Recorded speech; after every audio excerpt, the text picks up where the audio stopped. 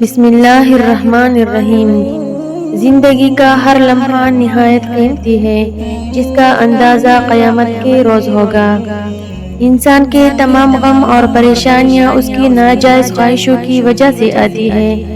جس قدر ممکن ہو لوگوں کے ہجوم سے بچو، اس طرح تمہارا دل سلامت رہے گا اور نفس پاکیزہ رہے گا اور جسم کو آرام ملے گا۔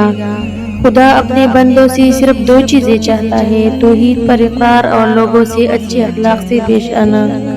تمہاری جو حالت تنہائی میں ہوتی ہے، وہی حالت قبر میں ہوگی۔ موت سے نہ ڈر بلکہ زندگی سے ڈر، کیونکہ زندگی میں ہزاروں آفتیں پوشیدہ ہیں۔ مصیبت کا نازل ہونا ہلاکت کے لیے نہیں بلکہ امتحان کے لیے ہوتا ہے۔ اصل ایمان یہ ہے کہ جب انسان کے دل میں بے حیائی کا خیال آئے تو رب تعالیٰ سے حیا کرے اور اس سے شرمائے۔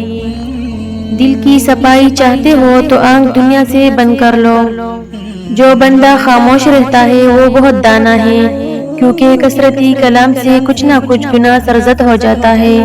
برے لوگوں سے پناہ مانگتے رہو اور جو اچھے ہیں ان سے بھی ڈرتے رہو۔ دنیا میں نہ پھنسو اور اپنے دل کو اس میں نہ لگاؤ، کیونکہ تم دنیا کے لیے نہیں پیدا کیے گئے۔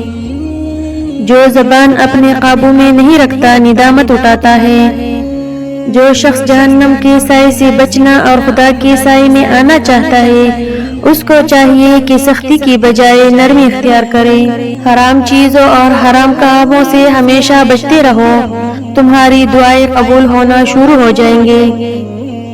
محبوب کے تباہ ہونے کی وجہ سے محبوب کی ہر چیز بھی محبوب ہو جاتی ہے۔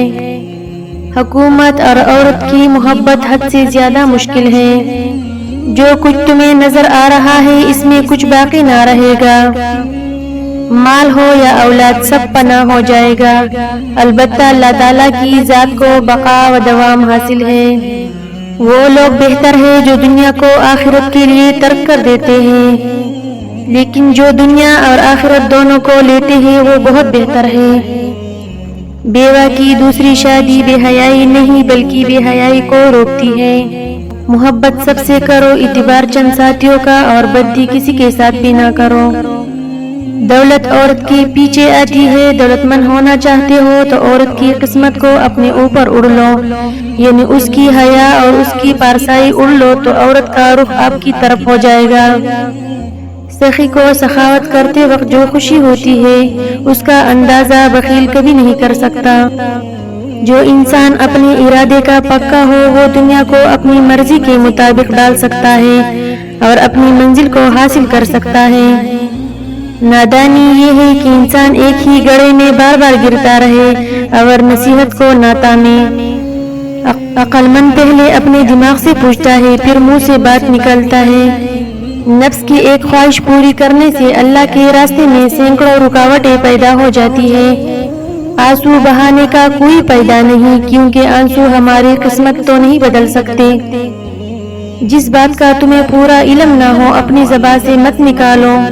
جو بات تم اپنے دشمن سے چھپانا چاہتے ہو اپنے دوست سے بھی مت کہو، ہو سکتا ہے کہ وہ بھی کسی روز تمہارا دشمن بن جائے۔ تین چیزیں کھا لینے سے آدمی کی ذہنی صلاحیت میں اضافہ ہوتا ہے: دودھ کے ساتھ بادام، رات کو سوتے وقت زیرہ کھانا، سبز چائے کے ساتھ سونف۔